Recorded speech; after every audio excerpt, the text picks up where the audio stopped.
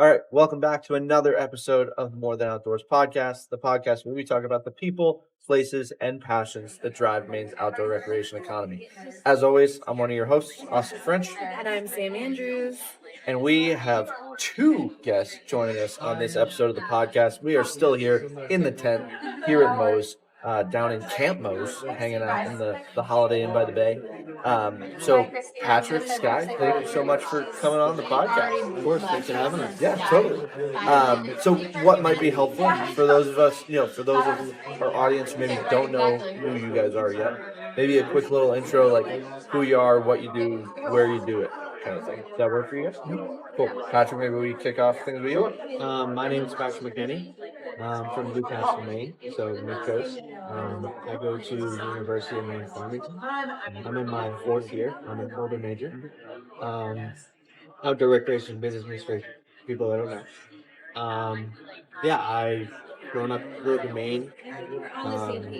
My family loves being outside, being outdoors, so that's kind of where my passion started. And from there, just kept building. Cool.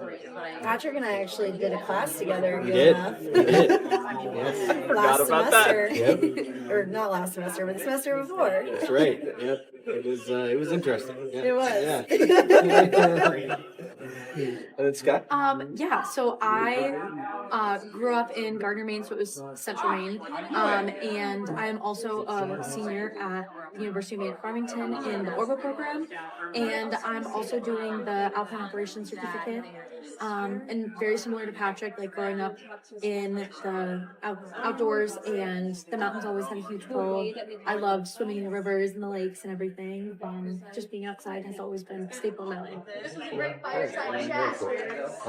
So we tend to ask everybody, like, how did you end up in the outdoor rec space? Like, was there like a sort of like moment that you all remember? Like, because both of you, it sounds like you grew up just like being outdoors in all the ways possible. So like, was there a moment that really like connected for you all of like, oh, I think I want to do this thing as more than just like getting outside as a hobby, but like really looking at it from like a career perspective? Because I know that both of you guys are very much so on that track.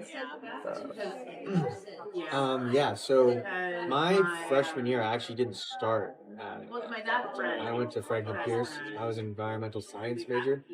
So I think once I enrolled into UMF, I saw the ORBA program, and I was kind of like very intrigued by it. And once I got there, I talked with Austin, Clyde, everyone, just kind of seeing, like, getting a better understanding of what it was. And that's, I think, when it kind of clicked, like, oh, like, this is something that I really could do as a job, like something that I've thought was just a hobby or a passion, like I could maybe turn it into a serious career. So I think that's kind of when things clicked for me. And then it made perfect sense because I was like, who doesn't like being outside? And for me, it was kind of, I started my freshman year at University of Southern Maine in music education, so it's kind of the opposite end of the spectrum.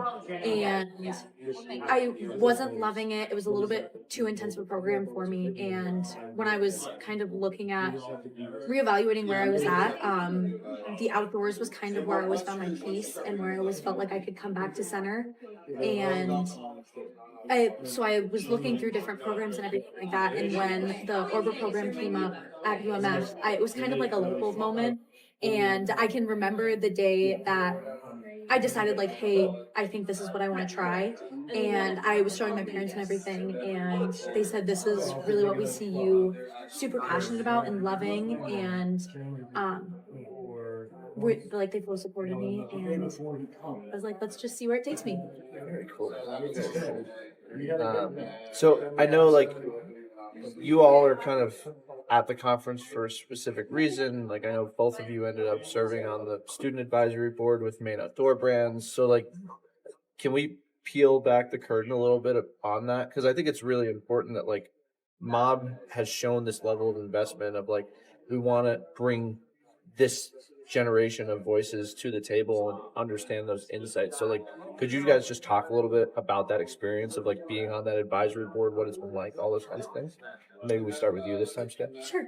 I think, like for me personally, sometimes it's a little bit intimidating coming into the outdoor recreation space because all of Maine is kind of like a small town and everybody knows everybody. So if you didn't like start off in that kind of coming into it and seeing all of these big players is a little bit intimidating. So I think it's really cool that Maine Outdoor Brands wanted to bring us into this space, and it kind of became a way that we could network with small brands and see what they're doing in the space and be able to ask them questions and learn about their journeys and like kind of the different ways and paths that people got to the success that they're finding now. Do you feel like they're kind of asking you for your input on certain things? And is it an advisory board in that sense where the students have a lot of involvement?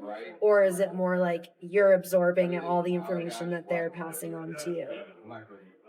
Yeah, I would say it's a little bit of both for sure. Cool. Like, we're definitely like, so Brian and Jenny set up to where we are meeting with companies that are part of Maine Outdoor Brands, Yeah. and we're being able to hear like, what they go through on a daily basis, like how operations work for them. But we're also able to like ask questions and see like what happens on, like what goes on there and everything like that. So that's like super important thing to like know as you go into maybe one entrepreneur or something like that. So I think that's Are you able to like bring your voices to it? Because I know like what we've seen and what we've talked about with Moe's is that we've seen like it evolve over the past 4 years, and there's a lot of kind of input from the industry and different people who have like been attending it, but also just like seeing the trends kind of evolving. And I know that like student voices are really important. And one of the sessions I attended earlier, you were both sitting on the panel kind of talking about what students are looking for in terms of careers in the outdoor industry and like the direction that employers should be heading to kind of interest students your age. So kind of curious about like if you're feeling like your voice is being heard. Yeah, absolutely. I think like I think it's an interesting perspective like coming into the workforce because like all of the employers want us as employees and they want us to be successful and to be able to last for a long time in the outdoor recreation sector. So it's kind of like an I'll scratch your back, you scratch mine. So we're kind of asking like, what can we do to be the best candidates for you guys? And what do you look for in us that will make us desirable to hire? And they're kind of like, what makes you want to go work at some place? So we talk about like the freedom to be able to do the activities and the passions and the interests that we want to continue to do when we decide on a career. And they're telling us that we should be seeking out real life experiences and kind of saying yes to a lot of different things and looking for a variety of different experiences that isn't just a degree program on the resume, but also getting that hands-on experience, Exactly, maybe through the internship. I know both of you did internships this past summer, and so like getting those real life experiences working with people and not just the degree, which is also really beneficial. I mean, I can speak from experience. I have the same degree that you're going for, so. Yeah, well, and having the balance, right? Like I think that's regardless of whatever educational institution that you were at, right? I think it's so crucial to understand that like you need those experiences inside and outside of the classroom together to truly make like the greatest impact in whatever pathway you want to travel down, right? And I hope that it's something that you all have like really started to experience is like as you get more of that work, those various work experiences from all the different parts of the industry, like I hope it makes the class information more contextual because you're like, oh, that's what they're talking about when they say this, like, because I know like one of the questions that came up in the panel was revolving around like the decisions to go straight from undergrad into grad and the conversation of like go into the workforce, please go into the workforce because you will get so much more value out of your grad program if you're coming in with a level of experience and you're able to really hash those things out of like, okay, when I was working for this company, here's how we had to deal with these things. Would I do it the same? Would I do it differently? Like, am I bringing more information in? So, I not only hope you have that, but I hope like as we're talking to people on this podcast, like that's something I really hope we're pushing forward for all of the people that are going to be going into whatever form of higher education that they may travel down, you know. For you all, I think something that would be important, right? I know like the organizers of this event, as well as like a number of conferences that I end up at every year, are trying to figure out like how do they get more college students at these events. So like as to who are here and are experiencing all of this, like why should your like fellow students decide to come to these conferences? Well, first of all, if they care anything about their future and having a productive career, they would want to come to these events because there's a lot of networking that happens here, a lot of connections you can build, and if you really do care and like you want to do great, you're gonna be here. Like that's kind of the bottom line. I feel like it's uncomfortable, like a step. Like I've never been to one, and I know like coming into it, I was nervous, probably, yeah. Um, but as you get here, I want them to know like they make it feel very comfortable. Like there's no pressure like with anything. So like they're not gonna make you do something that's uncomfortable for you. So like just come, it's worth it, and it's your future. You should care about it. Yeah. I also think it's great practice for the real world because like you walk into an area where like sure like 3 or 4 people and like like we might have worked with a couple of different people and projects and like your classes and everything like that, but you don't want to talk to the people that you've already known. You want to go meet new people and have new experiences and everything. And if you're going to be successful in the real world, you need to be able to walk up to somebody and introduce yourself and give them your elevator pitch. And it's hard and it's scary and it's a little bit awkward. There's all of that. Plus, there's so many free stickers and some free swag that you get. So like, There is free swag. Yeah. Free gear repair. Right. Great. Oh yeah, Yeah. lots of benefits. Dropped on the jacket today. I'm like, thank you, Josh. Appreciate you. But cool. So we have this like kind of closing question that we're posing to all of the mini episode guests. If you had to describe the future of Maine's outdoor recreation economy in one word, what is it? Endless. Endless? I think that's a pretty good word. Just looking along the same lines that I would say expansive. Ooh, okay. We are still keeping the streak alive. There are no repeat words. So we're doing awesome. Yeah.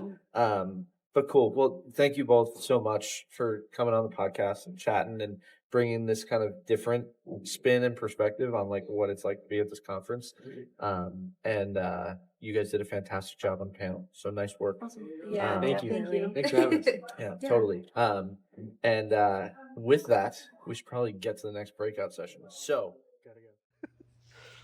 that wraps up our awesome series of the Maine Outdoor Economy Summit. Yeah. And we had really awesome guests on, Yeah. and it's just been a great conference and hopefully gave everybody kind of a look into what this was like and the type of people who are here and who's represented at this conference. And we'll definitely have all of them on for future episodes and get more content out to everybody. And yeah, just really grateful to be able to be here and head to the keynote speaker. Totally. Yeah. I mean, who would have ever thought that we would have filmed 5 episodes of the podcast in one afternoon, basically? Yeah, very quickly. But yeah, no, I mean, huge kudos to the entire team that puts on Mo's. I know that like every time you're doing an event at this scale, the amount of hours that go into it is like, you could never even count it. So like, huge thank you to Maine Outdoor Brands and the Maine Office of Outdoor Recreation for continuing to really put this thing on a pedestal and, show that the outdoor recreation economy in Maine is a thriving pillar of our economy,